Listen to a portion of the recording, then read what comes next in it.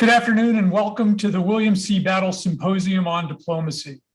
Over the next 2 days, we're going to commemorate the 20th anniversary of the September 11, 2001 terrorist attacks and the lasting impact that they've had on American political life at home and abroad. Recent events in Afghanistan obviously make this discussion hyper-relevant. And we've assembled an extraordinary group of practitioners, scholars, and journalists to help us make sense of the 2 decades in between. The event has been made possible by dear Miller Center friends Barry Battle and her late husband, Bill, for whom the conference is named. Bill Battle was a Charlottesville native. He was a recipient of the Silver Star for his distinguished service in World War II in the Pacific, including for having served with John F. Kennedy and having helped rescue John F. Kennedy after his PT boat was marooned on the Solomon Islands.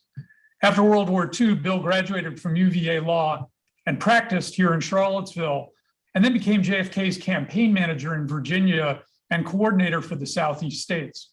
So when President Kennedy was elected, Bill became ambassador to Australia, which is where Bill and Barry were when they heard the news of President Kennedy's assassination, a national trauma with deep, lasting impacts, which brings us back around to today's topic. They remembered where they were when President Kennedy was killed. Do you remember where you were on 9/11? I think most of us who were alive then do. I happened to be on a work trip in Brazil. My computer inbox that morning sent an email news flash about a plane crashing into the Twin Towers. I switched on CNN just before the second plane hit and then watched both buildings fall. I remember stumbling to a scheduled meeting at the Rio offices of Merrill Lynch, where everyone was glued to CNN and in tears, particularly because Merrill Lynch had offices in the World Trade Center complex. I remember the great outpouring of sympathy from friends around the world for the 3,000 people who died and for their families and loved ones. I also remember almost instantly being gripped by the heroism of the first responders. But then I also do remember a different story, that there in Brazil, how different it seemed to feel for most Brazilians. For them, this attack was against someone else. Life went on as normal in Brazil. Planes were still flying. In fact, the morning of September 12th, I boarded a plane to go from Rio to Brasilia. My fellow passengers crowded onto the plane without thinking twice about it. As I nervously boarded and trembled during takeoff, it was at that moment I realized that Americans suddenly felt vulnerable in a way that others did not. And that speaks to a paradox about September 11th. On the one hand, America was under attack, as White House Chief of Staff Andy Card famously whispered to President Bush in that Florida schoolroom. Attacking the Twin Towers and Pentagon was not a traditional invasion of our homeland. It was an attack aimed at civilians and governmental leaders, intending to send a message to our people and to others. And we Americans felt that message profoundly. On the other hand, the attack came from a place far away. The attackers were primarily concerned and are still primarily concerned about battles in their world, for which we are at best a supporting character. Attacking us was not intended to physically defeat us. It was an effort to use the deaths of our innocents to demonstrate to local audiences and to us Al-Qaeda's courage and ferocity. The rest of the world watching the tragedy unfold also saw the attack and our response through their own filters about the world we, the United States, had helped to build. So over the next 2 days, we will explore how September 11th changed us as a people. We will look at how it changed our laws and institutions, how it changed our policies, domestic and foreign, and how it changed how the world views us. This afternoon, we will hear from the director of the bipartisan commission that examined the origins and dynamics of the September 11th attack and the lessons learned and not learned. That director, of course, is the Miller Center's own former director, Philip Zelikow. Philip is the White Burkett Miller Professor here at UVA, where he teaches and researches critical episodes in American and world history, and is still with the Miller Center in that role. He is a scholar of the first order, having written, among other things, just in the last few years, compelling histories about diplomacy that ended the Cold War and the world that the United States built after that war, about the diplomacy that failed to end the First World War in 1917, that could have ended the war 2 years earlier. And he's also written recently about efforts that might prevent a future war in East Asia. He's also an accomplished practitioner, having served in the White House and State Department under presidents from both parties. And in addition to all of that, he has directed some important commissions. In addition to the 9/11 Commission, Philip directed the Miller Center's Bipartisan Commission on Election Reform, chaired by former Presidents Carter and Ford. He's currently steering a planning group to prepare for a possible national commission to understand our government's response to the COVID pandemic, which has killed over 200 times more the number of people that died on 9/11. After Philip's remarks and Q&A, two of the leading foreign policy thinkers and doers of our era, Tom Donilon and Richard Haass, will join in conversation, guided by our own Ann Compton, a recently retired governing council member of the Miller Center, probably more famously known to you all as the top White House television correspondent of the last 4 decades, who also happened to be with President Bush in that Florida schoolroom and on Air Force One on that long day. Tomorrow, our all-star panels will discuss domestic and foreign consequences of that attack, the troubled policies and the wars that followed, the changing nature of our own society, and how the world views us. Finally, before turning it over to Philip, my big thanks to the Miller Center team that made this event happen.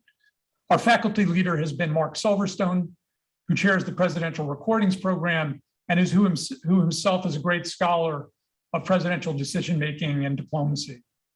Stephanie Georgakis Abbott, the Associate Director of Presidential Studies, Alfred Reeves, the Program Coordinator in Presidential Studies, and Woody Sherman, our AV producer, who along with Mike Greco and others, has overhauled our AV operations thanks to gifts from the Perry Foundation, Joe and Sally Gladden, and Ann Compton and Bill Hughes.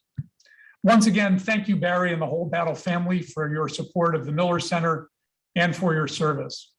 And thanks again to you, our audience, and our speakers for joining us. After Philip's formal remarks, Mark Silverstone will moderate a Q&A session. We encourage you to use the chat box at the bottom of your screen to submit questions throughout the event. Over to you, Philip, and thank you. Well, thank you, Bill, and I'm grateful to the Miller Center for holding this conference and for bringing together such a remarkable group of people to join in these discussions. You know, we all have our own memories associated with the tragedy of 9/11.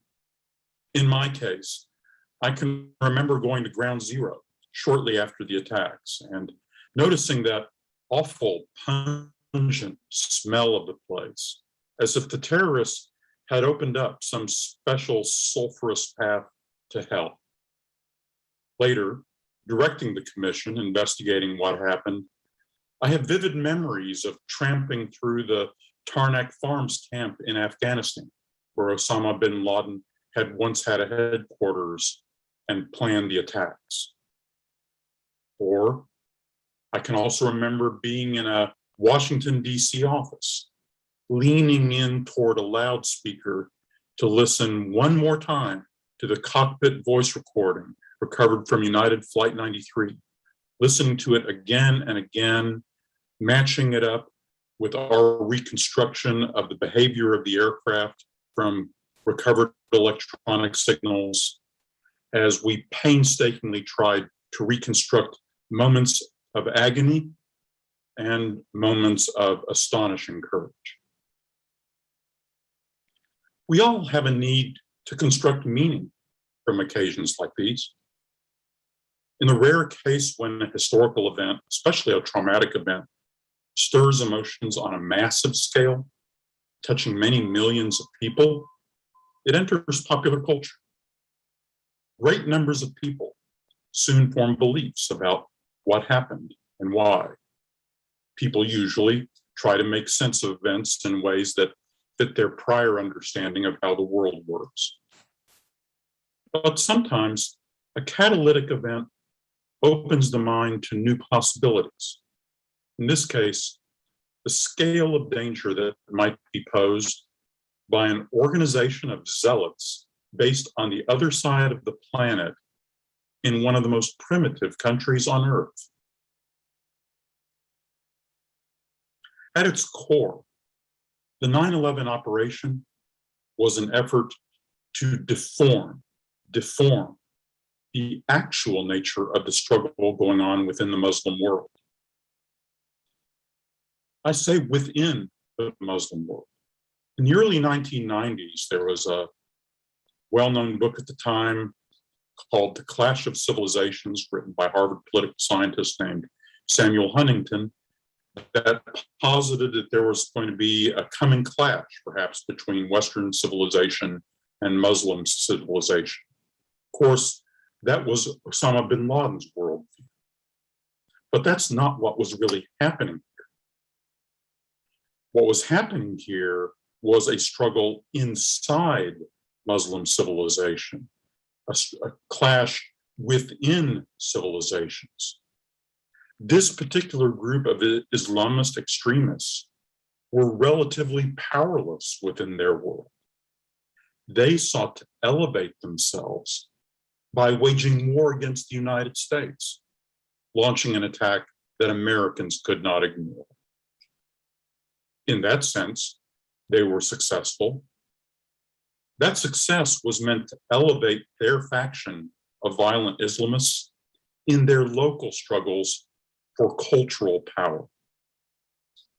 But every characterization of this war that reinforces a United States versus Islamist picture actually is diverting and distracting from the main story. Take a moment and consider the faces that the Muslim world has presented to the rest of the globe.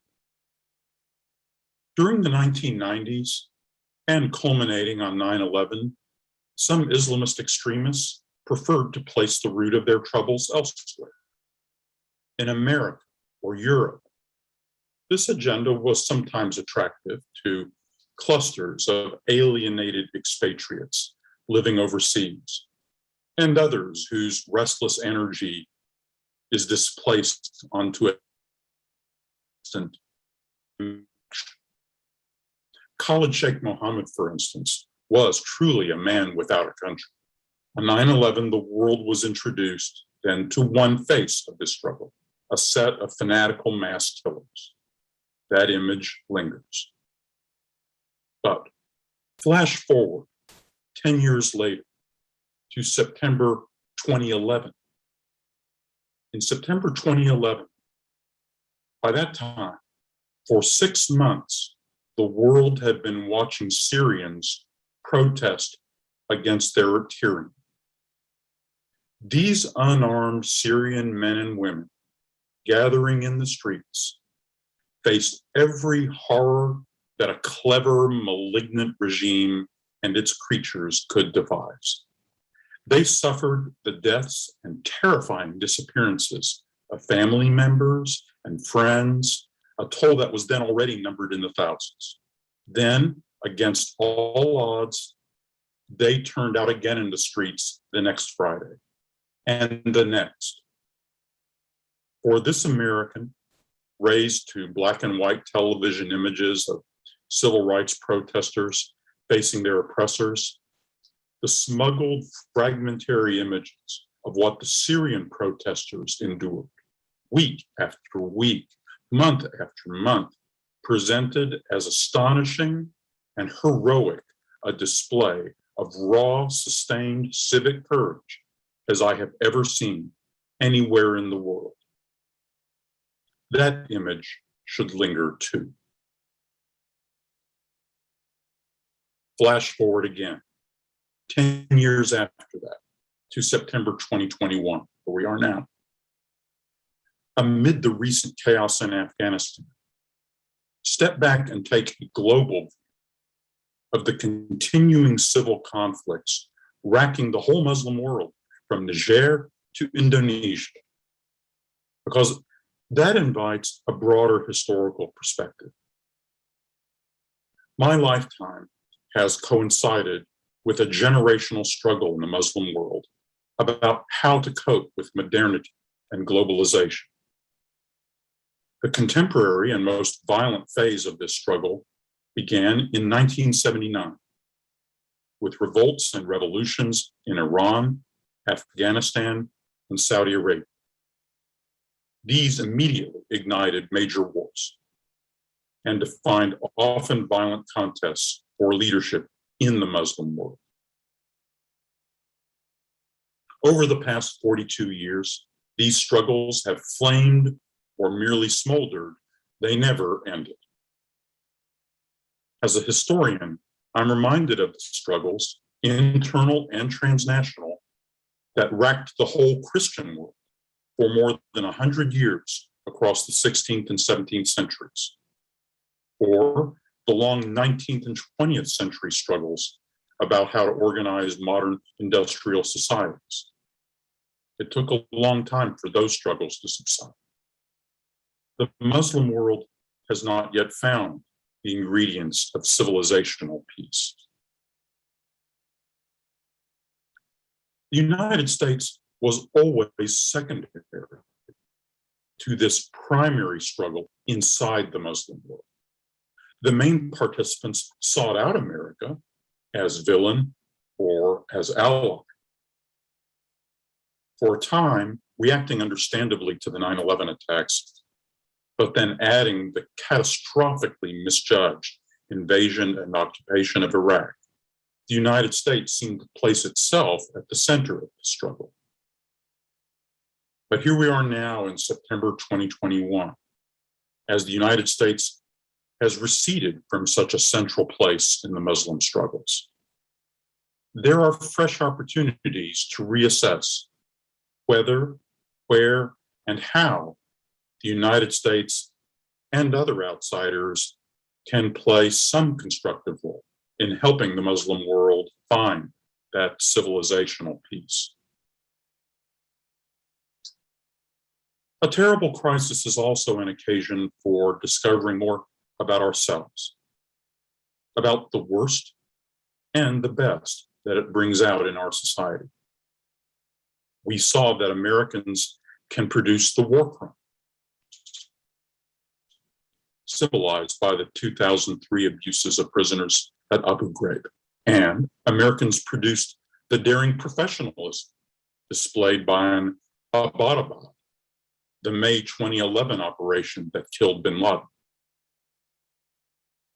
Because we can use the anniversary of 9/11, as many are, and as this conference is also doing, to reflect once again on who we are, about who we can be when our society confronts violent extremism.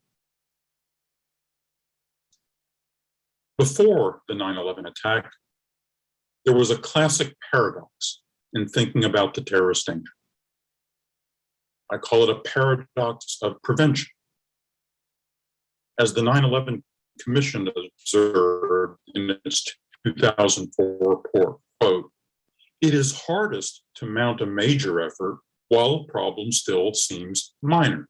Once the danger has fully materialized, evident to all, mobilizing action is easier, but it then may be too late."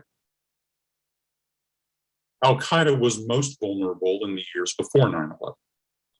But before the catastrophic scale of the potential threat was manifest, massive action to counter it, like serious US military efforts against the Afghan sanctuary, seemed so disproportionate as to be inconceivable. This was a genuine paradox. It did not have an easy or obvious solution. Now, that pre-9/11 paradox of prevention about the Islamist danger is long gone.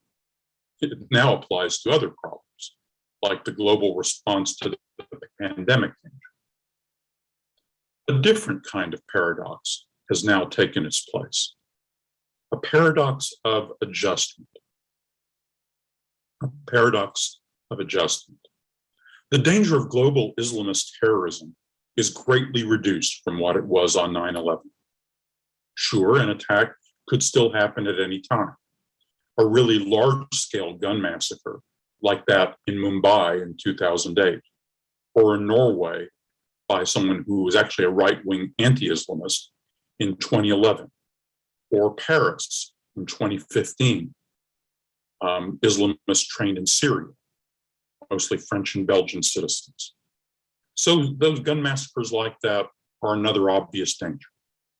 Any attack will be publicized sensationally.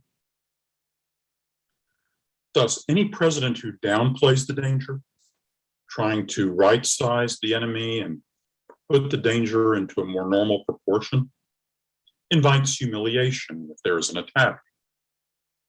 If there is no attack, public acts of reassurance invite an unwanted doling of concern. For both these reasons, the cultural momentum of 9/11 rolls forward. The result, now in 2021, is still the public image of the enemy that the Commission described in 2004. Quote, Al-Qaeda and its affiliates are popularly described as being all over the world, adaptable, resilient, needing little higher level organization, and capable of anything. The American people are thus given the picture of an omnipotent, unslayable hydra of destruction. Close quote. The paradox of adjustment is that efforts to right-size, to normalize a reduced risk seem too risky. Yet, the reality is that the most serious threats are posed by a relatively tiny number of people, fewer in number and less well organized than the production crew of any one of Hollywood's larger films. A handful of deluded people derive most of their power not from their strength or the power of their ideals. They get their power from us, from our society and our culture. This paradox of adjustment also is genuinely tough to solve. If there is a way out, it may just be a gradual process of the kind that has slowly unfolded during the last 10 years. A catalytic event noticed by many millions.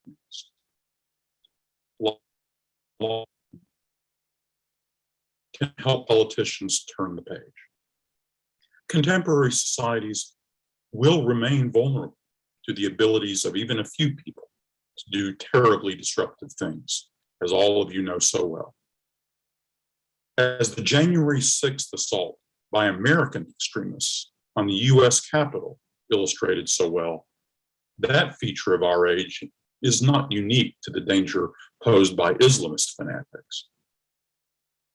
A principal function of 21st century government will be to manage a process of healthy adjustment to the kinds of risks that are endemic to this generation, developing more systemic and transnational defenses to more systemic and transnational threats, which include other kinds of transnational criminal organizations.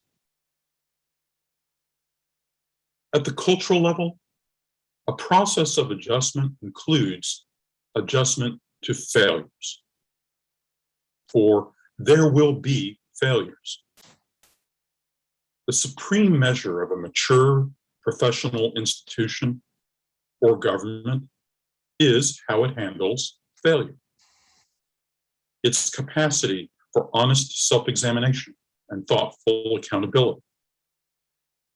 This is one reason why my commission colleagues and I took a very hard view of the poor quality of work exhibited by parts of the government in their initial reconstructions of what happened on the morning of the 9/11 attacks. It's because this dimension of institutional integrity is, in the long run, truly vital to the country's well-being. In air travel, for example, societies have adjusted to constant risks of catastrophic failures. Maybe the greatest virtues of America's National Transportation Safety Board are cultural and political. Aside from the particular talents of its employees, the board represents a habit of thought and earned trust. something goes horribly wrong. Many people lose their lives. A respected institution will examine what happened professionally, rigorously. It will explain to the community what it learned. The community will further reduce the risks. And millions of people will board airplanes each day. They go on with their lives. Thank you.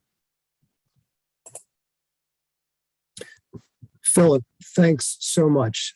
First of all, for being with us and sharing your insights, given you the range of experiences that you've had, certainly over the course of the last 20 years. You have seen the government response to 9/11 from the inside.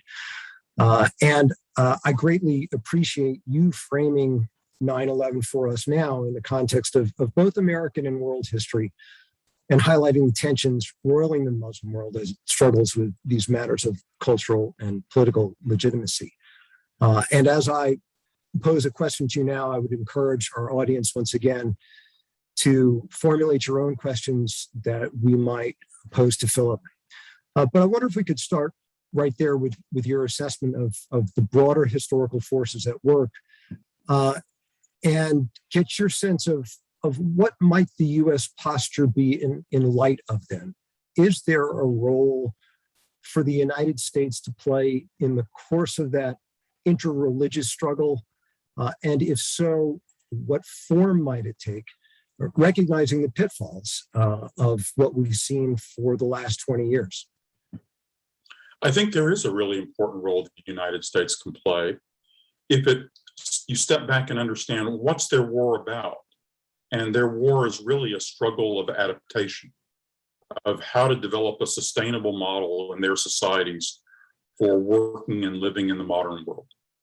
So then, for instance, you could ask yourself, are there any places in the world where we think that struggle is really important to us, where we actually really care how it turns out? And you could then come up with your list. Then you could say, gee, in any of those places, is there anything the United States could do that it's an outsider that might actually change the odds a little bit, that could increase the odds of a more sustainable or healthier model flourishing in that place? You might conclude now that there are some important places here, but we can't make a useful difference in any of them. Or you might say, you know what, here and there, I see some opportunities. By the way, I think most of those opportunities are non-military. Most of what we've learned by painful trial and error over the last 10 or 15 years is that even where we use our military instruments, it's in relatively small packets that leverage a variety of unique assets, not just precision strikes, but things like certain kinds of technical intelligence, medical services and support, air transport, a lot of mundane things that we can perhaps uniquely add to help a country that itself is trying to deal with extremism. For instance, like what's been going on in Iraq in recent years, which actually is struggling and has a chance of finding a sustainable equilibrium between extremists, both east and west of its borders. So I think that the challenge for Americans is, instead of just stepping back and viewing all these struggles as pathologies, as viruses to keep from our shores, is we should ask ourselves, how can we help? And one way we can help is, their big crises in the world are just like ours. The number one crisis in the world is the pandemic, for example. The pandemic is hitting the Muslim world too. So the pandemic crisis happens to be a crisis where the United States is still a superpower. Well, what we can do at home, there are things we have to do at home, as President Biden is discussing today, but there are some also really important things we can do in the world, including in the Muslim world. That's a role when we can play as an outsider, but it's positive and constructive, and it gives those societies maybe that much more of a chance to offer hope to their people instead of the despair that nurtures violent nihilism. That's helpful. Thanks. And I want to pick up on that thread of the non-martial responses to the challenges that you're discussing. And we have a question from an audience member, Janet Stack, that speaks to that matter of what's the future, or how does the United States military adapt in a world such as the one that you're suggesting, with an emphasis on diplomacy, with an emphasis on various kinds of economic and supportive aid. Where does the United States military go from here, recognizing that there has been this long-running conversation now regarding matters related to 9/11 about counterinsurgency and a counterterrorism policy? Well, I have to say, number one, we have less emphasis on military instruments. Now, I've worked a lot with the military over the last 20 years, but we have way overinvested in those institutions and instruments, and way underinvested in everything else. And so then, if you wonder why our responses seem to be so militarized, it's because we haven't invested in creating any other kinds of responses. Now, you then can say, well, gee, we should work harder on diplomacy. And of course, that's a wonderful mantra. It's actually kind of banal. It's so oft repeated. It's like a truism. And when people hear, well, diplomacy, this is one of those amorphous things that makes your eyes glaze over. Instead, just ask yourself concrete questions. If you went to a pivotal Muslim country, take Indonesia, for instance. If you then took about 30 minutes and looked at Indonesia or talked to its leaders, but what are the biggest problems that will make a difference in whether or not Indonesia works? A moderate Islamic government that's struggling to be more democratic. What are the key issues to them? All right, what are the big problems? Then ask yourself, and they would probably say, by the way, right now our biggest problem is the pandemic. Can you help us? Or our biggest problem is with how to develop more opportunity for our people. Do you have any ideas? Those should solve problems that are not military problems. Often the answer is no. They have to develop solutions that are indigenous. But even there, can we help at the margins in enabling them in some way, exposing them to some ideas or advice or some things that we've already built up? I think usually the answer is yes, if we would just work those problems. And more, these are the choices that are going to determine the future course of world history. I know you've spent a lot of time thinking about the next generation of American diplomats and staying on this theme of diplomacy and the way that we move forward with, again, less martial approaches to helping guide developments in the world.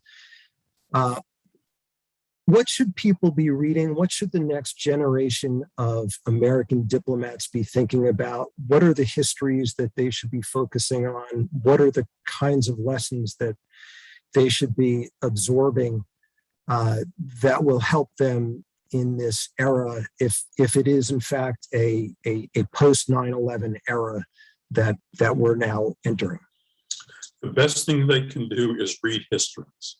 Histories about how people tried to solve problems, public problems, tried to solve them in the United States, tried to solve them in other countries and foreign countries, reading a history of, the cultural and political history of Afghanistan, if you're interested in that, or of Indonesia, but asking yourself, how are they trying to solve their problems? And then learning more about how problems actually get solved one way or another in the real world. And mostly that's found in the very best historical work. And you're contributing to some of that yourself. I mean, some of your own work, Mark, is about how the United States wrestled with the dilemmas of the Vietnam War in the early years.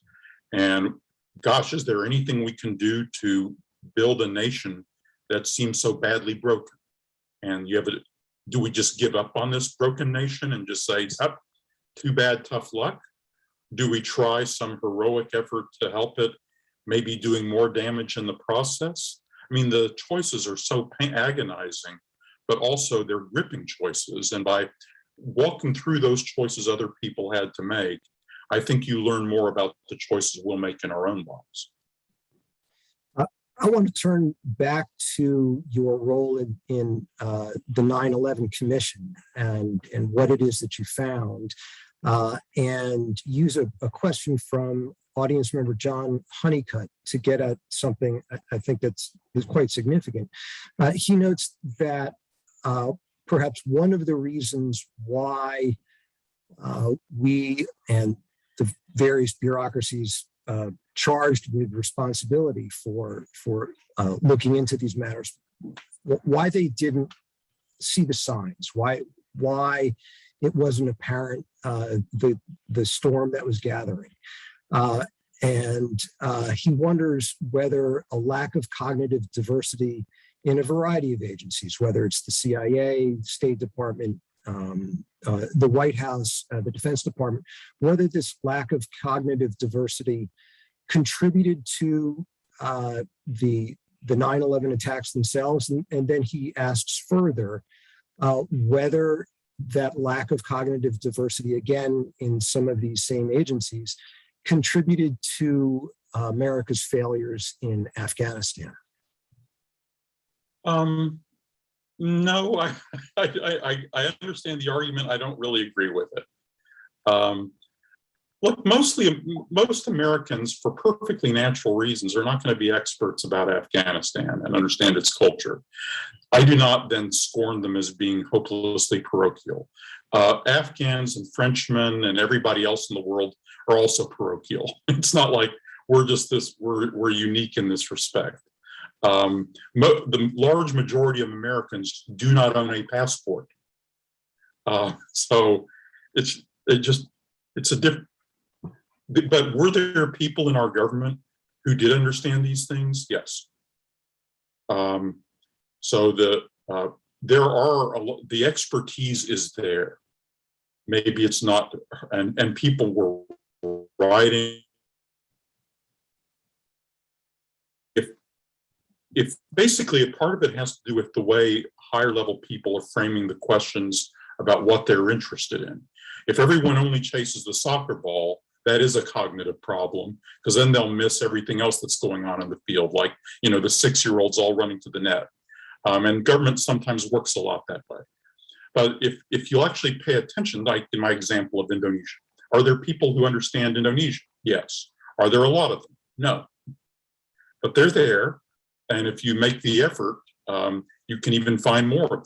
I, for instance, in reforming the Foreign Service, would create a Foreign Service reserve of people who don't work in the State Department or in the government full time, but who actually have a lot of subject matter expertise on either technical subjects or regional subjects that the United States government can draw on from time to time. And the body of knowledge is there. You just then have to focus attention on how to draw it out. Back to your work on 9/11, I know there's been talk recently of getting to the bottom of any support network that the 9/11 terrorists made use of in the United States prior to September 11th, and whether there was a Saudi hand involved there. And that you and the commission were unable to pronounce definitively on that. Are there other significant questions from your work on the commission that remain unresolved? And if so, what do you see as the likelihood of answering them? Actually, I'm pleasantly surprised that the commission's work has held up as well as it has over the years. I thought our work would have been superseded in more ways. For instance, right now in the news, there's this business about a Saudi angle and a lot of discussion about President Biden declassifying an Encore file of FBI work. This is all work that was done in the late 2000s and early 2010s after the commission did its work. What people mainly don't know is that that whole file, including the so-called Encore file, was examined by a 9/11 review commission that Congress created to go back over just this issue of the support network, which it did and issued its report in 2015. And if you go to like page 100 of that report, you'll see it says it basically that we can't really do anything to amend the original conclusions of the 9/11 Commission on this, which is we do still think that there was a support network. We did identify people who we thought were persons of interest for further investigation in that network. We do not think that those people were agents of the Saudi kingdom. People sometimes say, well, mostly they're Yemenis, by the way. The ones were there Saudis involved? Yes, possibly. Useful to remember that a large fraction of all employed adults who are Saudi citizens are employees of the Saudi government. That's kind of the main way you get a job if you're a Saudi citizen. And only men can work, like 50-60% for all government employees of some kind. And actually inside Saudi Arabia, there was a huge dissident movement that had launched a revolt to overthrow the kingdom in 1979 and took over the Great Mosque in Mecca. So if you begin to understand that world a little bit better, and the world of both Saudi and Yemeni extremists, which also includes people in Morocco and Lebanon and other places, or people like Khalid Sheikh Mohammed, who has no real country. I believe there probably was a support network, and it may have included people who were drawn together from these different backgrounds. Whether or not that actually connects with a pending lawsuit in New York, though, I think the evidence has not yet established. Well, Philip, we're running up against a time limit here, but I want to thank you on behalf of all of my colleagues and your colleagues at the Miller Center and our audience for spending some time with us today to share your expertise and insight and helpfully reframe this traumatic event and provide us with a useful historical lens with which to view it. So once again, thanks very much. There's no better person to help us with this. Great, thank you. We're now going to continue the conversation by looking more deeply into the events of 9/11, the American response to them, and to the broader evolution of U.S. foreign policy across the span of now 4 presidencies. And given the recent events in Afghanistan, this will also be an opportunity to consider the current trajectory of American policy in the region, as well as the challenges facing the United States across the globe. To guide us in this conversation, we'll turn to 2 senior public servants who participated in policymaking at key points during the 9/11 era. Tom Donilon is chairman of BlackRock Investment Institute and senior counsel at the international law firm of O'Melveny & Myers. From 2010 to 2013, he served as national security advisor to President Barack Obama, and in that capacity was responsible for the coordination and integration of the administration's foreign policy, intelligence, and military activities, including its cybersecurity and international energy efforts. He's also been a member of the Miller Center family, having previously served on the center's governing council. Richard Haass is a veteran diplomat and a prominent voice on American foreign policy, and is in his 19th year as president of the Council on Foreign Relations. He has served in both the State and Defense departments, as well as in the George H.W. Bush White House, as senior director of Near East and South Asian affairs on the National Security Council.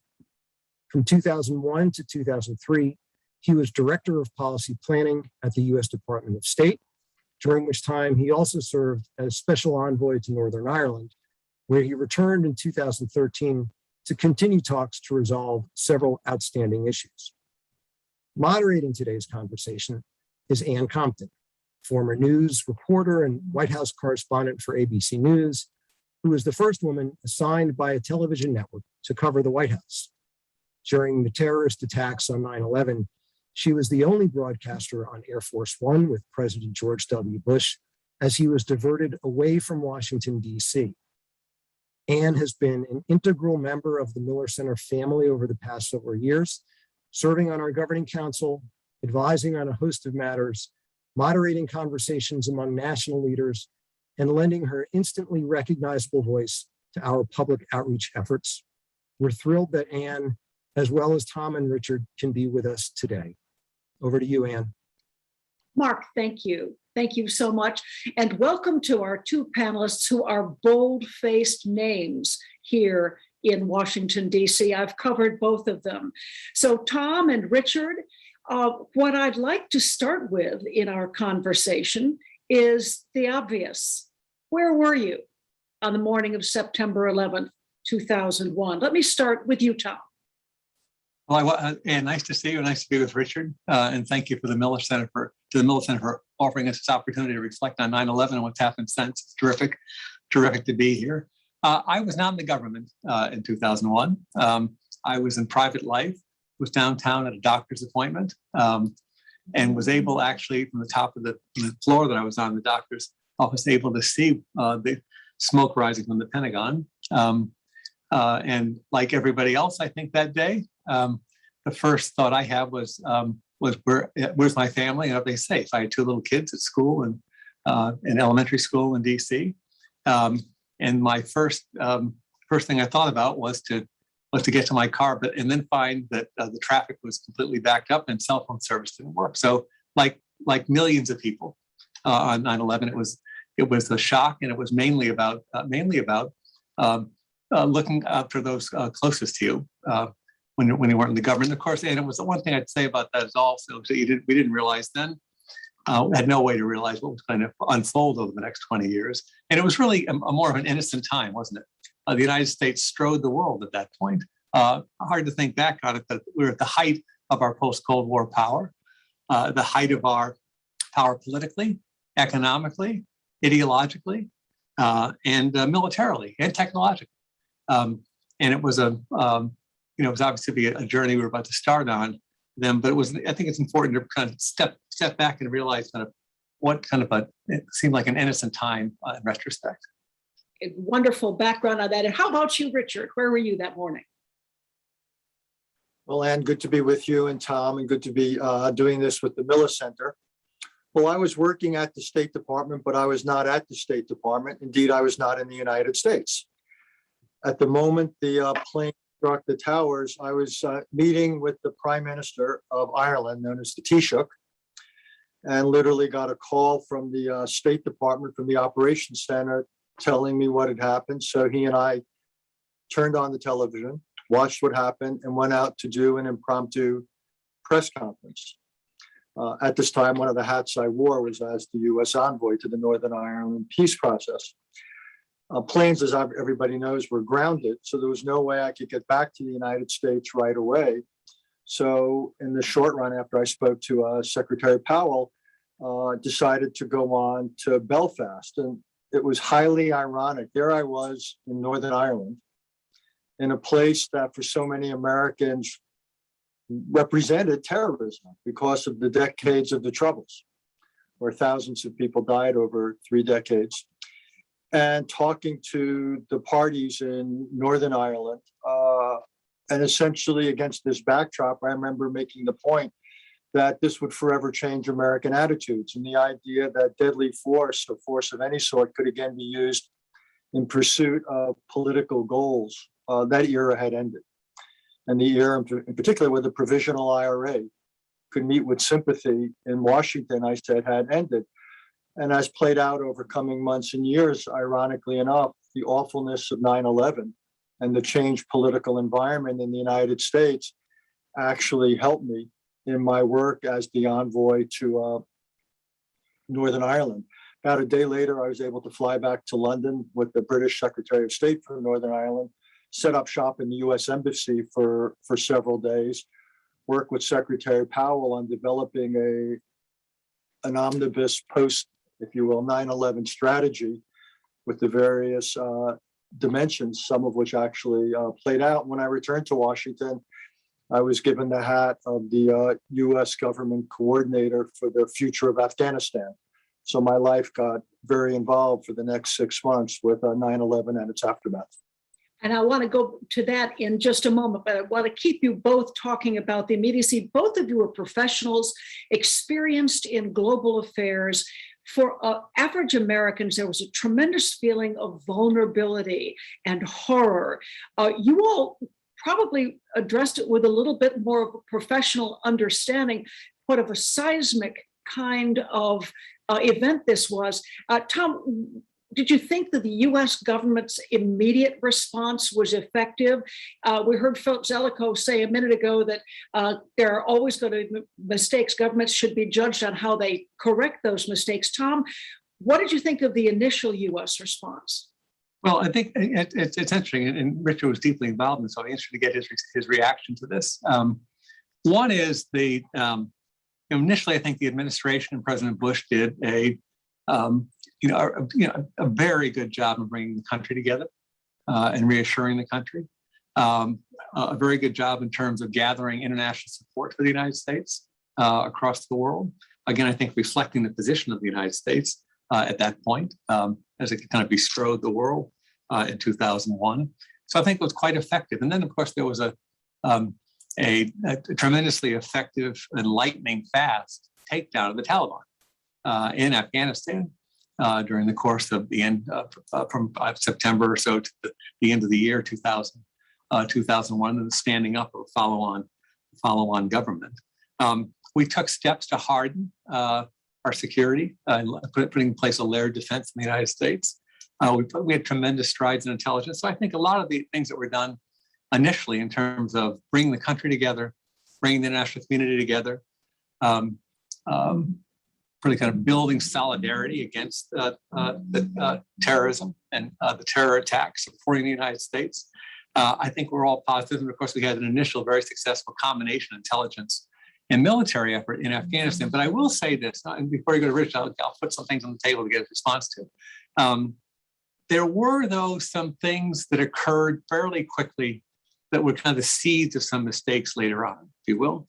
Again, if you do an honest after-action report, probably one of the most significant was losing Osama bin Laden in the mountains of Tora Bora at the end of 2001. And there are all kinds of reviews of this. There was a congressional review of this. There have been all kinds of books written about this.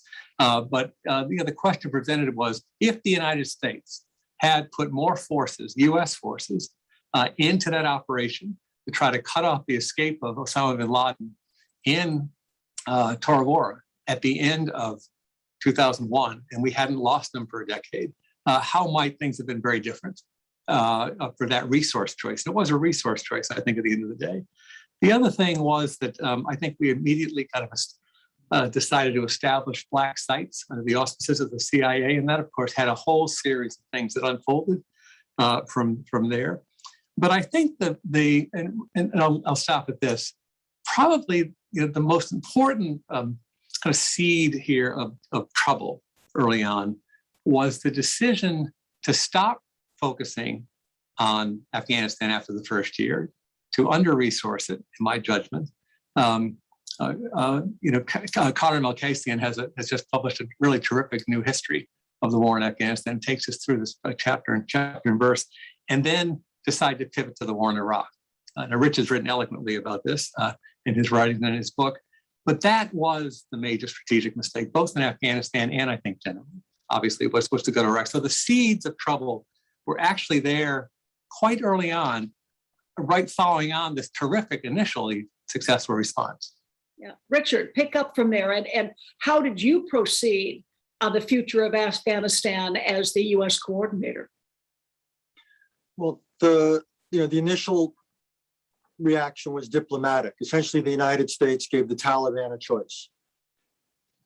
We said we no longer distinguish between terrorists and those who support them and give them sanctuary. So you have a choice. We'll either treat you like terrorists or you will hand over Osama bin Laden. They refused to. And essentially, we treated them as terrorists.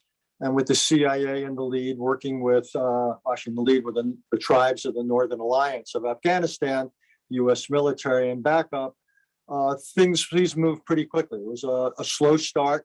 Finally, the city of Mazar-e Sharif fell.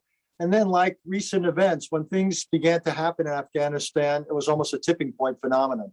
Things happened slowly until they happened very quickly. Tom's right. We did not follow up the ouster of the Taliban, the pushing back of Al-Qaeda, and that was a tactical error with strategic consequences. The next big emphasis was on standing up an Afghan government. We wanted to be helpful, and quite honestly, a lot of the countries that bordered on Afghanistan were helpful, including, of all countries, Iran. Jim Dobbins took the lead in the field in Bonn, and the whole idea was to come up with an approach, and it was not easy, that would give the Northern Alliance tribes that had played a big military role a significant position, but we had to recognize the fact of the significant Pashtun plurality in Afghanistan. And that ultimately led us to Hamid Karzai, the idea of someone who we thought had roots with that ethnic group and that had so dominated the South, but ultimately in Bonn, using an Afghan-style traditional consultative process, a government came together. Where I think we ultimately began to lose the thread, and Tom mentioned it, was, and it's ironic given the recent debate in the United States, because 90% of the debate is the United States did too much in Afghanistan, and I think we ultimately did. But at the beginning, we also did too little. And I remember painfully the national security sessions where what was discussed, and this is late 2001, early 2002, what the United States would do. And I thought we had one of those rare windows in which we could help stand up, not just an Afghan government in the political sense, but elements of an Afghan state. And that would have required an American military presence, a small one, maybe 20-odd thousand, an international presence of roughly the same size, not permanently, but for 6 to 12 months, and with an accelerated period of capacity building to deal with the remnants of Al-Qaeda and the Taliban, and to build up a self-sufficient or largely self-sufficient Afghan military police apparatus. And essentially the idea there were no buyers when I proposed it. I couldn't guarantee that if it were adopted, it would work, but I was pretty confident that if we didn't adopt it, things would go badly. But the reason it wasn't adopted was quite interesting. One was there was very little enthusiasm about Afghanistan for two reasons. One is there was no confidence that this country with this decentralized tradition, obvious corruption, tribal makeup, there was very little enthusiasm that if we invested, we would get a return on investment. And I couldn't say that was wrong. I simply said I thought that would be that was a self-fulfilling judgment. And I did think there was a rare moment, but there was very little enthusiasm to invest. And then ultimately, as Tom and others have pointed out, there was much more intrigue with Iraq for two reasons. Iraq was seen as a much better investment in terms of its democratic prospects. We can debate that. And second of all, it was thought that if Iraq went democratic, the rest of the Middle East would follow suit. It would be, if you will, a positive domino phenomenon. And that if the rest of the Middle East went democratic, it would have all sorts of positive consequences in addition to the desirability of democracy, including that terrorism would become a much less likely, much less prevalent phenomenon. So for both judgments about Afghanistan and judgments about Iraq, the administration very quickly lost interest in accelerating the development of state capacity in Afghanistan. If you look at the history, we were only training a few thousand soldiers a year. So, and what was happening meantime, sorry to go on so long, Ann, is that whereas initially the United States put tremendous pressure on Pakistan to stop offering a sanctuary. Pakistani intelligence chief was in Washington on 9/11, met with Deputy Secretary Rich Armitage. Rich read him the Riot Act. Temporarily, Pakistan began to behave better, but it was temporary. And we took our eye off that, I thought. And over time, Pakistan went back to its business as usual, providing a sanctuary. So you had these two dynamics. An Afghan state that was developing glacially, Yes. Al-Qaeda and Taliban reconstituting themselves in Pakistan at a faster clip. And then by the time the United States returned its focus to Afghanistan years later, once after Iraq, the situation had deteriorated dramatically from every direction. So I can't prove that if we had done things differently in Afghanistan, history would have turned out differently. But what I feel pretty confident in saying is whatever opportunities we had, we essentially did not avail ourselves of. Okay, and of course, And on Richard's point there, just Yes. it did carry through, we did have an opportunity, it looked like, and Richard had laid out the plans the United States had in order to try to bring some semblance of stability and sensible governance to Afghanistan. And he's absolutely right. By the time that the surge had happened in Iraq and the United States was turning back towards Afghanistan, things had deteriorated pretty significantly and the Taliban had reconstituted. And what happened there, it's interesting because it's quite relevant to the decision that President Biden just made and the position that he held in 2009. That is that there was not at that point the conditions in place in terms of governance for a successful counterinsurgency strategy, which was what was being advocated and what was attempted. To have a successful counterinsurgency strategy, a large-scale military force come in, you do have to have successful governance, attractive governance to try to attach the people to, and that just wasn't present. Those conditions were not present in Afghanistan at that time. In addition, you had the safe haven in Pakistan that developed, which Richard referred to, which again kind of undermined kind of any attempt to successfully put together a counterinsurgency strategy. That was frankly, to be fair, that was President Biden's position. And in the debates, which he didn't win that debate in 2009. So it's there's a thread here. And I think the original issue was the failure to try, I think, not the failure to get Osama bin Laden in 2001, but the failure to try to implement Richard's planning, right? And in Afghanistan, make this pivot to Iraq for all kinds of reasons, I think. both of our panelists are going to be glad to answer your questions. Those of you in the audience, please submit them in the Q&A function down at the bottom of the screen, and we'll try to make time for those. Let me ask you both, the overall American policy, obviously in the last 2 decades, has been so shaped by 9/11 and both Iraq and Afghanistan. How has the United States adopted, for good or not so good, with relations with allies and with relations with adversaries? Let me start with you, Tom. Well, beginning in September of 2011, the Central Operating the White House. I was not in the White. I'm sorry, 2001. I'm sorry, 2001. Okay. The central operating principle of American foreign policy became the global war on terror. And virtually, and Richard can comment on this with more accuracy than I can, but virtually it became the centerpiece of our relationships all over the world. And that led then to 2 wars, plus the most aggressive and extensive campaign against terrorism that the country had ever pursued. So it was dominant, and I think that was people talk about issues with allies. The truth is that allies remain today, through all this, a unique American asset, where we have much more in common than we do in terms of disagreement. I think will continue to be at the core of American foreign policy. I think with respect to adversaries, it's interesting. And I look at this as a kind of a concept of opportunity, kind of opportunity cost, right? At the very same time, the precise same time that the United States was engaged in wars in the Middle East and South Asia in this very aggressive effort against terrorism, at the very same time, you had the rise of China, the fastest rise by a country in history, several times, maybe 10 times faster than the Industrial Revolution.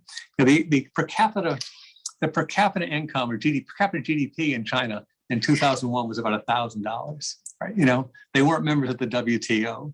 And so there was not a lot of mind share and attention and investment doctrinally, politically, diplomatically, geopolitically, with respect to Asia and China during that period, which I think was a real opportunity cost. And we took our eyes off what was becoming the real challenge the United States has, which may be the most difficult challenge the United States has had to face in its history. The other thing, I'll finish up on this to answer your question, the direct costs of this have now come into focus. There's really just tremendous work being done up at Brown University at the Watson Center.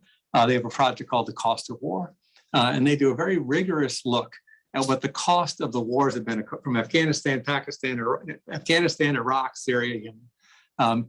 And their latest report came out last week, showing the cost at $8 trillion. Now that includes $2 trillion of something that we don't talk about very often, and that's the ongoing cost of care for our veterans. 50,000 people have been wounded in these wars, 50,000 service people, and those costs increase over time.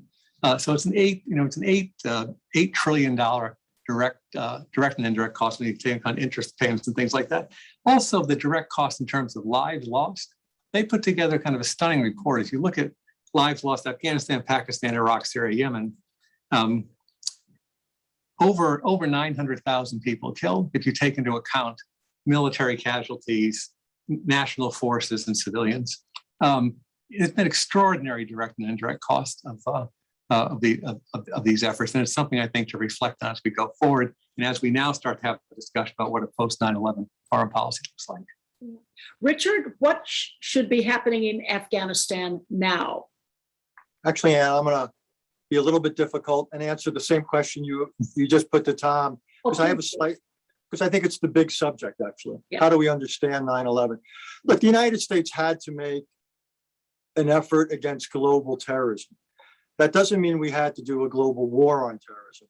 I thought that was the wrong metaphor. It overly emphasized the military tool. We clearly did not have to go to Iraq. We should not have gone. And we didn't have to do much of what we did when we did it in Afghanistan.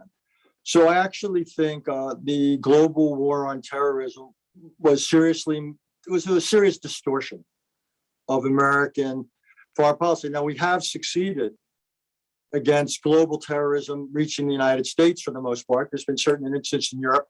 Tens of thousands of people die every year from terrorism, but most of it is localized as part of other conflicts.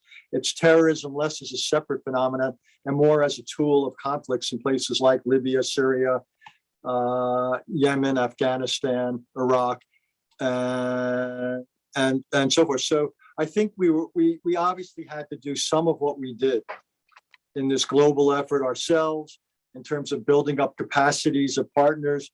But what we didn't have to do was the massive military interventions in Iraq and Afghanistan. I'd say two or three things, and then I'll stop. One is what's interesting to me is what we largely didn't do during these 20 years. We have not done meaningful change to the capacity of the quote unquote international system to deal with global challenges. Think of it: proliferation, global health challenges, climate change, cyber. This is a major failure of American foreign policy. If we emerged as dominant as we did from the Cold War and after 9/11, we have very little to show for. Actually, my favorite word, which I'm sad to use, is squander. The United States squandered a unique opportunity to recast international relations, I would think, after Cold War and after 9/11. We've seen instead not simply the gap between global challenges and global responses grow, but great power rivalry has obviously gotten much worse. Plus, I think our response to 9/11, particularly Iraq and Afghanistan, have contributed to a growth of populism in the United States. Elites were seen as making bad choices.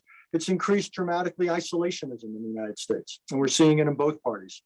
We saw it in the Trump administration, but we also saw it in the Obama administration, and now we see it in the Biden administration and in Congress and in the American people more broadly. So there's and if Iraq and Afghanistan do represent mistakes of overreach, I actually think they are now surrounded by many mistakes of underreach. And there's a real danger that we overlearn lessons or learn the wrong lessons. So Tom, as he correctly pointed out, the long-term human costs of the global war on terrorism and our response to 9/11. I also worry about the long-term foreign policy and public policy costs as well. So I think, again, when historians look back on this, and in a sense, we're doing that today, this is one of those early drafts, I actually think they're going to be hard pressed both to understand, but also to justify what it was the United States did and didn't do over these 2 decades. I'm happy if you want to talk more about Afghanistan, but I want to talk. I do want to ask about the Afghanistan, and I want to do it, first of all, framing it in a question from John Honeycutt, a Vietnam veteran who writes in, who is watching now. He says, asks you if you see similarities between the failures in Afghanistan and Vietnam, the lack of deep understanding of the adversary. Richard, could you deal with what about Afghanistan now? And maybe Tom, could you also jump in on the idea of failures comparing so many people? The first month I was in the White House as a young reporter, I covered the helicopters coming off the roof in Saigon. So Richard, go ahead. Well, when you talk about Afghanistan, I think you have to break it down at least into a couple of phases. I think the initial response to 9/11, giving the Taliban a choice, removing the government, helping to stand up a successor, that was essentially right. I don't think we had any serious alternatives. After that, there were mistakes of commission and omission. Taking a step back, the comparison to Vietnam, what subsequent Afghanistan has in common with Vietnam, what it has in common with Iraq, what it has in common with Korea after we successfully rejected the North Koreans from the South, these were all wars of choice. We did not have to do any of these things. We had other options, and it's not clear our vital national interests were at stake. So we didn't have to go north of the 38th parallel in Korea. There was a debacle. We obviously did not have to do Vietnam. We did not have to do Iraq in 2003. And in Afghanistan, we did not have to do a lot of what we ultimately did. So I think that there's that thread. These were costly and I believe unfortunate wars of choice for the most part. And I think the gentleman who asked the question raised a really good point. And in one of the books I wrote, it might have been War of Necessity, War of Choice, where I talked about the Gulf War and the Iraq War. I thought that one of the rules of American foreign policy is that before we intervened in a country militarily, we ought to be damn sure we really understood its culture, its history, its economics, its politics. And in Vietnam, we clearly didn't. If you read books like Francis Fitzgerald, Fire in the Lake, we clearly did not understand important aspects of Vietnam. And I agree, I don't think we understood important parts of Afghanistan, Iraq, but rather the danger that Washington often gets is we take big ideas and we try to impose them on local realities. And almost every time we do that, we run into trouble. And I think both Afghanistan and Vietnam, along with Iraq, are costly examples of that type of an error. Tom, how about you? You know, and I agree with Richard. A couple of things. First of all, a lot of the actions that we took with respect to countering terrorism were important and successful. You know, we did degrade Al Qaeda. We did strike a strategic blow against Al Qaeda with taking out bin Laden. We have put ourselves in a situation where we have not had a 9/11 style attack on the United States, even though that was greatly feared, as you know, coming out of 9/11. We have hardened the country. We have really improved our intelligence around the world, but we undertook these wars, as Richard said, which were not necessary wars. These large-scale military operations, which migrated into efforts to try to change the societies of these countries, which was way beyond what was the initial purpose and what was necessary. I think that the bigger point that Richard's making is the point that Philip made at the end of his talk, which is a critical and often ignored input into the national security policy making in the United States is history, deep history, and understanding where we're going, what happened there before. And, you know, there's a phrase, of course, in English in the United States, oh, that's history, right? You know, well, it's not the way the rest of the world is. History matters a lot. And I think that's an important piece of this. The other thing I think, Richard, since your comment on this too, is that when you look back at these examples of Vietnam and Iraq, you know, Gordon Goldstein wrote a very good book called Lessons in Disaster about Vietnam. And I just finished reading Robert Draper's book about Iraq. And two of the things that seem to be similar is flawed process. Now we've had big successes in American foreign policy since since World War II. But where we've had failures, like Vietnam, like Iraq, I think that many of the participants in both those episodes will say that the processes were flawed in terms of considering all the various elements that needed to be considered in a way that needed to be. And in Vietnam, I think it was driven by politics, and in Iraq, and Rich can come this better than I can. I think it was that President Bush felt a strong need for a variety of priorities, including his freedom agenda and other agendas, I think, to do the war in Iraq. So the process, process failures, I think, we're having this grand conversation about kind of grand strategy here in history, but the process really does matter. So I do think that injecting history into consideration, a deep knowledge of what you're getting yourself into, as well as rigorous process, counts for an awful lot in foreign policy making. The idea of taking those lessons of history, the idea of timetables for getting out of Afghanistan. President Obama had one, President Trump had a deal with the Taliban for 2020. And of course, President Biden pushed that to actually this weekend, the September 11th deadline. So are there virtues and vices of establishing these schedules? Because the track records aren't always very good, are they, Tom? Well, Richard's response on that too. I think that there's different ways to think about it, right? In some ways, of course, time frames are action forcing mechanisms. And in Afghanistan, of course, the concept was after the surge in 2009 that it was an action forcing mechanism for the government of Afghanistan to move forward, to get itself in a position where it could stand up and defend itself. On the other side, of course, is the argument that in an insurgency, setting a time frame gives the other side the opportunity to wait it out. You have to balance these things, right? On the one hand, you want to make sure that you are pressing hard towards a set of goals, and time frames are important in terms of achieving goals. But on the other hand, you do have to think about the signaling. Richard, I want to ask both of you, but I'm going to start with Richard on this. Let's talk about what the status of American counterterrorism policy and strategy is now. Are we okay? I'll answer that, but first I'm going to answer the other question again. Because I have a similar but slightly different take than Tom. I'm not in favor of calendars. I don't think the history doesn't work by calendars. Calendars are arbitrary. We ought to have conditions-based foreign policy. But that puts an emphasis on defining what your criteria are. What's your definition of success? So in Afghanistan, if your definition of success was we were going to have a military victory, that was not going to happen, no matter what we did for how long we did it.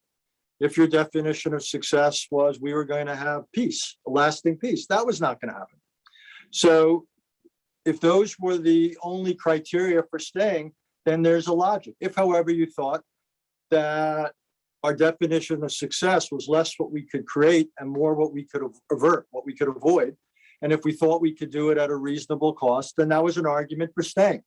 I thought in the most recent context, there was an argument for staying. I disagreed with President Trump's February 2020 deal with the Taliban, disagreed with President Biden's decision to essentially go ahead with it. I thought what President Biden inherited was, by the way, not that different than what Senator and Vice President Biden used to advocate for Afghanistan. It was a modest president that he thought was in line essentially with our interests, and the costs were modest. People forget the major drop in American casualties in Afghanistan did not happen at the timing of the US agreement with the Taliban in February 20. It happened in late 2014. Why? That was when we ended American participation in combat operations in Afghanistan. So I just think we have to acknowledge that. But anyhow, we are where we are. But I just think as a rule of thumb, no, we cannot run American foreign policy on the basis of our arbitrary or artificial calendars. But we need to think really hard about interests, costs, scenarios, and above all, what outcomes do we think we can achieve? What outcomes are we prepared to avoid? And in every case, we may come up with a different answer. There's no right or wrong answer. Sometimes getting out makes sense. Sometimes staying makes sense. We just got to look at the particulars. And it gets back to that previous question also about local realities. What is local history? In terms of terrorism, I'll just sort of say, I think it's not there's no end to terrorism. There's no battleship Missouri. There's no peace treaty with terrorists. Right. There's and I think now the danger is not simply that Afghanistan will become a venue again, but the terrorists around the world will get something of a psychological boost out of what happened. We've got to, I think, expect that. I also worry that terrorists have been taking notes and they look at what happened to the world because of COVID-19. And I would think we have to be extremely careful about a new era in which biological terrorism could become a preferred avenue to, but we can't, we can leave Afghanistan, but we can't leave the effort against terrorism. So we've got to assume it's open-ended. There's no such thing as invulnerability. What we want to do is reduce vulnerability at a cost that doesn't fundamentally interfere with our societies and our economies. And I just think it's an open-ended struggle. I don't think it's necessarily the defining struggle of this era of history. I'm much more worried about climate change, global health, nuclear proliferation, but it is one dimension of this era of history. So we need an open-ended counterterrorism policy, which deals very similar to disease, ways to make ourselves less vulnerable, ways to build resilience if and when terrorists succeed, ways to put terrorists on the defensive, ways to discourage people from making the career choice to become a terrorist in the first place. This has to be part of our foreign policy going forward. Tom, you inherited that when in your White House years. You want to pick up on counterterrorism? Well, I mean, I agree with Richard. There's not a surrender signing peace treaty endpoint to it. I do think we've had some success as a country. We haven't, as I said earlier, had a 9/11 attack, a nice style attack. We've degraded the organizations that pose the biggest threats to us. We've hardened our homeland defense in the United States. We have put together, I think, some models now which are more appropriate in terms of dealing directly with terrorist threats than full-scale military occupation models, and I think that they've been pretty successful. I think a couple of things we do have to think about, though, going forward here, and that is the domestic terror threat in the United States is also quite significant and needs the same kind of attention on causes and prevention and anticipation and techniques that we've been able to put in place with respect to the foreign terrorist threat. I agree with Richard. We can't let up our vigilance with respect to those groups that might try to reconstitute themselves and make themselves stronger in Afghanistan with the Taliban. There is a relationship between the Taliban and Al-Qaeda. They did take part, I think, significantly in the Taliban takeover there. So it's an important intelligence challenge. It's a very important military challenge now that we're not on the ground there in terms of putting together the kinds of arrangements we need to have over the horizon ability to go at them if that proves necessary. But we do have, I think, we do have in the United States a serious domestic terrorism threat that needs careful attention by national security officials. Liz Sherwood Randall, whom Richard and I both know, is the Homeland Security chief and the assistant to the president in the White House. She gave a very good speech today at the Atlantic Council where she made this point. Could I say one point also, Ann? Oh, Just yes, one please. thing. I agree with Tom. I think Tom made an important point about domestic terrorism. The other thing I also worry about, and again, it could be one of those tragic ironies of history, the Taliban got where they were in no small part because of Pakistan. Having a sanctuary is a massive advantage in the kind of struggle they waged. We shouldn't assume that the Taliban's ambitions are necessarily limited to one country, Afghanistan. There is a Pakistani offshoot of the Taliban. There's ethnic overlaps in the Pashtuns. I would think that the idea of the further radicalization of Pakistan is not something to be dismissed, particularly if and when the Taliban consolidate in Afghanistan. And the stakes, as high as they are in Afghanistan, would be much, much higher in Pakistan. You got a population 5 times as large. You've obviously got nuclear weapons. You've got a history of war with its neighbor, India. So the potential of this to morph in bad ways just cannot be dismissed out of hand. And it just seems it's one of those troublesome spaces, to say the least, we're going to want to keep a close eye on. Yeah. Well, Richard, as you pointed out earlier, that's one of, I think the way to think about this in the current era is it's one of a number of big challenges, including those that we have not invested enough in, like cyber and health and proliferation and climate. So I think it requires a broader definition of national security, I think, than what we were operating under during the war period. We have 2 questions that I want to get in before we run out of time. We're okay on time, but 2 questions that I want to kind of combine them and let both of you have a swing at. One asks about the idea of democracy promotion as a rationale for going into Iraq. Richard, you talked about that as a key argument for going into Iraq earlier in the planning. The other question is on America's longtime foreign policy, relying on forward defense and an impulse toward activism and intervention is the best way to ensure American national security at home.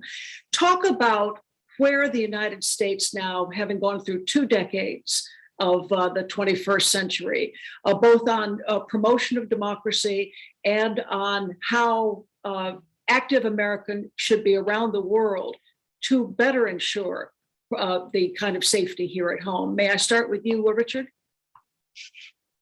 Sure.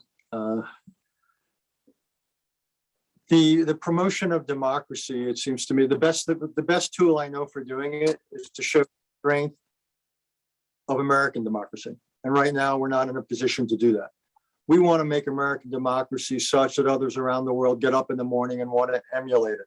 They want to see the freedoms we enjoy. They want to see our economy grow.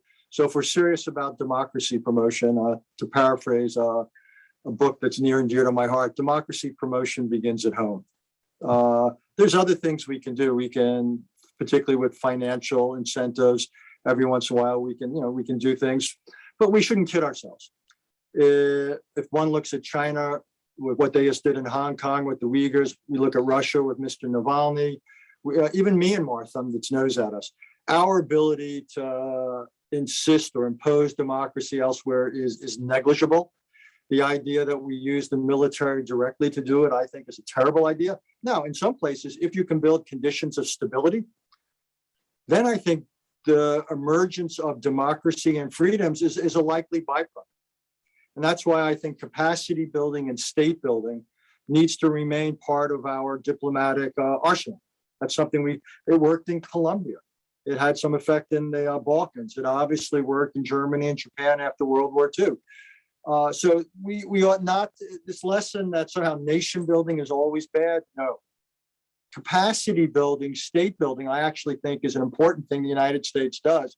But the principal rationale for it, you don't go in there with a gun to impose democracy, but if you can help locals build conditions of physical security, economic growth, then history suggests the chance for greater political opening will arise. So that's where I come out on that. But I don't think we have either the ability or the luxury of having a foreign policy where democracy promotion is our priority. Sorry, but it's just not viable. In terms of our position around the world, I'd be curious here. Thomas said, look, forward presence is a big advantage. Tom talked before correctly about alliances. So our presence in Europe, our presence in the Asia Pacific and so forth, that's a tremendous asset.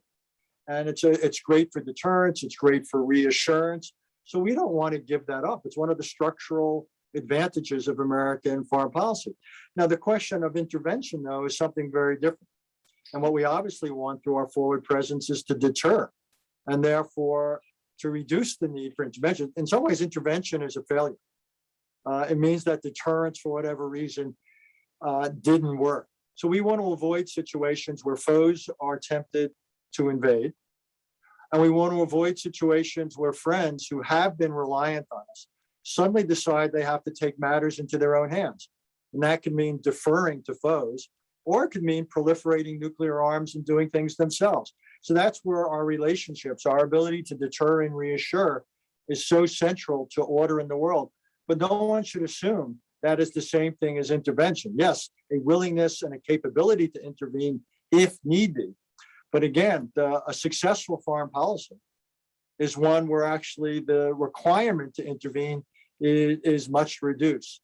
And that's where alliances and presence and capability all have a large role to play. Great. And I agree really very strongly with Richard on that. I mean, the idea of kind of forward presence has been, it's been critical to the stability, prosperity of Asia. It's been critical to the stability and prosperity of Europe. It is the mechanism by which we operate in the world in concert with our friends and allies. I think it's an enormous advantage for the United States. On the issue of democracy promotion, again, I agree with Richard. You know, and President Biden talks about this quite directly.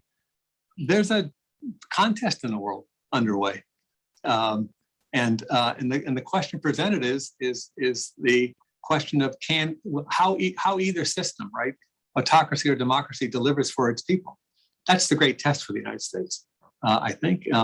And so the most important, I think Rich, you'd agree, the most important national security issues today are a successful effort against COVID, a growing economy, Right. investing in a future growth of the economy, a healthier society, addressing some of our kind of core health issues in our society, and demonstrating democratic best practices.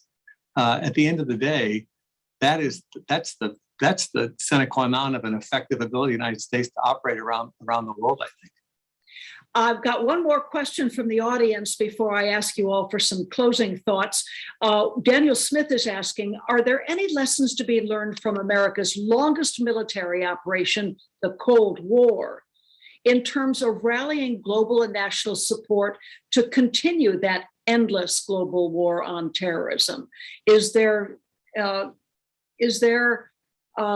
something from how we endured the 20th century Cold War that can bolster national support and sustain national support with that endless global war on terrorism?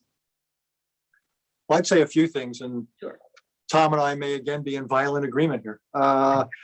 One is allies were central. Cold War was not a unilateral exercise. It was a collective exercise involving all the economic, as well as military and diplomatic tools. So it was multilateral and multi-dimensional. The American people were involved in the policy. They understood it. They supported it. We didn't set time limits on it. It was an open-ended struggle. Quite honestly, I was in government when it ended. I was surprised. My entire career was framed by the Cold War. I didn't have the imagination at that point, even in the late 80s, to think about a post-Cold War foreign policy. That happened, but we did. The Cold War didn't end because we gave it a deadline. It ended for any number of reasons, but not American. An American watch. And I'd say one other important thing about the Cold War: we had limited goals. If you go back and reread George Kennan, if you look at the history of U.S. policy in the Cold War, we did not directly try to transform the Soviet Union. Rollback was rejected early on. It was seen as dangerous, destabilizing, and unlikely to succeed. So American foreign policy does best when it's consistent, it's multilateral, it's patient, but it also has limited goals. And I think now when we look at dealing with China, when we look at some of the mistakes we made in the post 9/11 period, we violated almost every one of those maxims. We got impatient, we were unilateral. Often we reached too far in our goals. We emphasized too much the military. I could go on. So the Cold War, I actually think, has a lot of good lessons, even though I'm not suggesting that it can be one-to-one, a correspondence between how we dealt with the Soviets and how we now need to deal with China or Russia. But I think some of the fundamentals of our foreign policy, including, by the way, one other thing, Ann, the degree of global institution building we did. When Dean Acheson called his book, Truman's Secretary of State, Second Secretary of State, when he called his book Present Debt to Creation. It wasn't modest, but it was pretty accurate. And what we've been missing is, I think, anything remotely like an equivalent degree of creativity in this era of American foreign policy. Tom. I agree with that. I think the Cold War, there are similarities, there are big differences, obviously, but values and persistence, and I think institution building, obviously, but also I think Richard, I think Kennan recognized from his kind of the foundational writings that it was as much about us and our society and our economic growth and prosperity, and it ultimately ended up being a lot about technology and innovation, was as important as anything we did externally. I think at the end of the day, I don't know if you agree with that or not, but I think that was an essential element of the pitch that Kennan was making in his initial telegram and writings. No, you're right. Kennan basically said that the one thing the Soviet Union would not be able to survive was endless frustration. So it meant that we had to be prepared to push back where they expanded. But the best thing we could do was outgrow them, outcompete them. We had a better model to put up. And I think Gorbachev understood that. His predecessors in a kind of denial. Gorbachev then tried to short circuit and kind of put on a very fast fuse Soviet change. And the circuits couldn't handle it. And it ultimately ended up undoing the system. But Kennan, no, you're right. That's what to me was so interesting about Kennan. Kennan rejected a direct effort to transform the Soviet Union. His goal for containment was simply a foreign policy goal. But he said, if we get lucky, if we do it long enough, well enough, if we take care of ourselves, we just may also see the dissolution of the Soviet Union, because he thought as a messianic type political enterprise, it might not be able to withstand permanent frustration.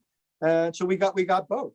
We managed the Cold War. The Cold War didn't escalate and so forth beyond certain points. We never had massive direct confrontation. And we saw after 4 decades the end of the Soviet Union, both its internal empire and its external empire. I am often asked whether 9/11 and that 9-hour odyssey on board Air Force One was the most dramatic, most important story I ever covered. And I say it's probably the second most. It certainly was the most dramatic. But there was also Christmas 1991, when instead of sitting in this living room with our 4 little kids on Christmas, I was on the White House lawn reporting on Mikhail Gorbachev lowering the hammer and sickle flag over the Kremlin and the Soviet Union going out of business and basically changing the world. Richard, you and Tom and I we grew up going. I want you all to bring this to a close because you have experiences, dramatic and really fundamentally important ones beyond just the day of September 11th. And I wonder if you could each reflect briefly on kind of what your career and your experience in American foreign policy has taught you. And I think I'm going to start with Tom on this, if I could. Okay. Well, I just give a vignette to close out with, right, in terms of my experience. So, a decade ago, we launched a successful operation. The United States launched a successful operation against bin Laden in Abbottabad, Pakistan. And I guess my most memorable moments of the 20 years since 9/11 revolve around that.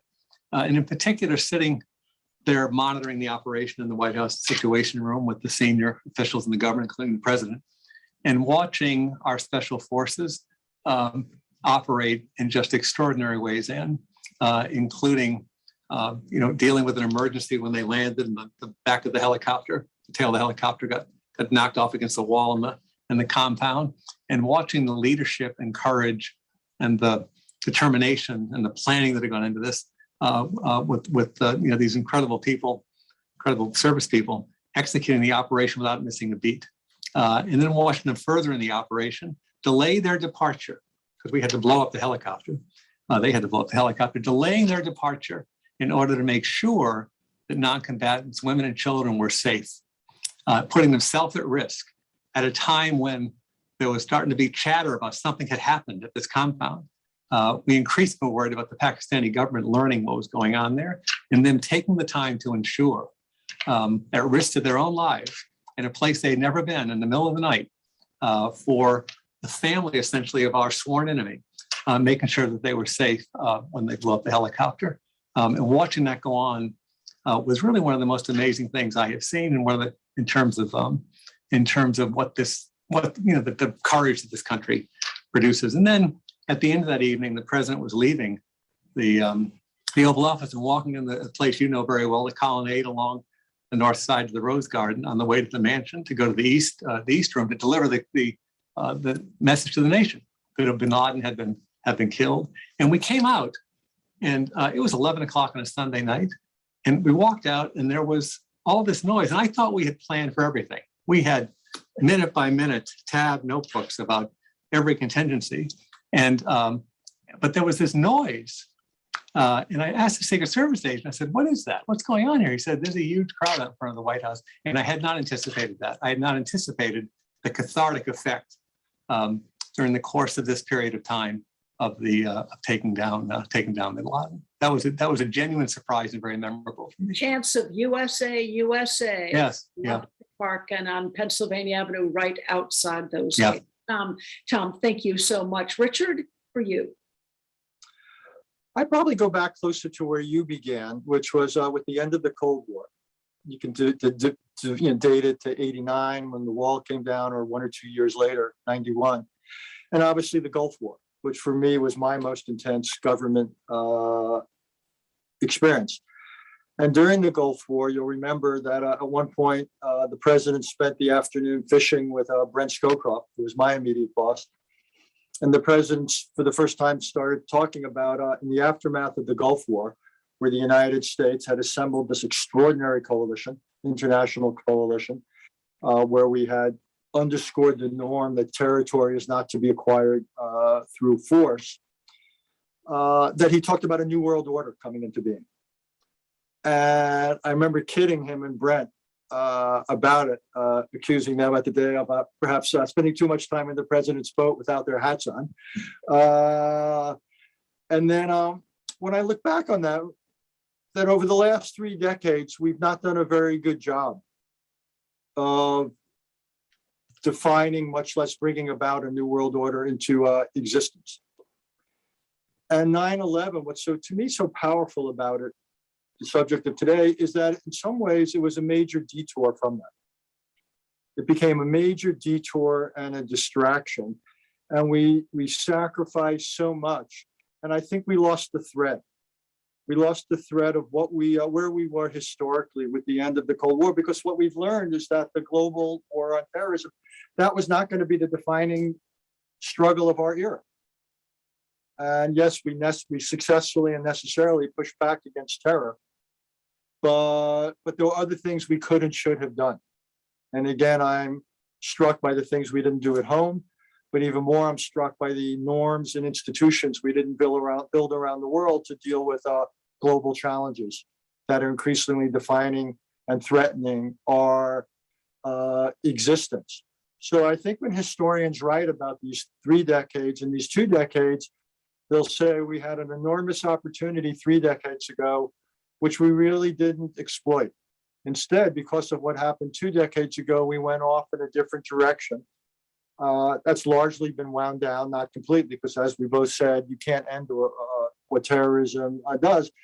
But the real question to me is whether we're going to go back to where we were 3 decades ago and essentially try to resurrect the project under much less positive or optimal circumstances of building that new world order and trying to create a world that's much more resilient, much more effective at taking on these global challenges, one of which continues to be terrorism. I get it, but that can't be the defining one. It certainly can't be the main one, much less the only one. So that's where we are. And I think, at the Miller Center, you look a lot at, obviously, at history. And, that's the history yet to come. But I think that's essentially where we are. How are we going to define our priority for the next 3 decades? Because I don't think we've done very well with the last 3. Well, thank you for both of you, not only for the wisdom and the perspective you've brought to the Miller Center program today, but for the years of service you've given to the United States. And to our audience for joining us, thank you, but there's more. Please try to join us for tomorrow's lineup, September 10th at 10 a.m., looking at the impact of the terror attacks at home and abroad. There's more information on that at millercenter.org. I want to thank our audience, thank our panelists, and thank the thousands of families and heroes who have helped America's resilience in the last 20 years. I'm Ann Compton on behalf of the Miller Center. Thank you for being here. And thank you, Ann.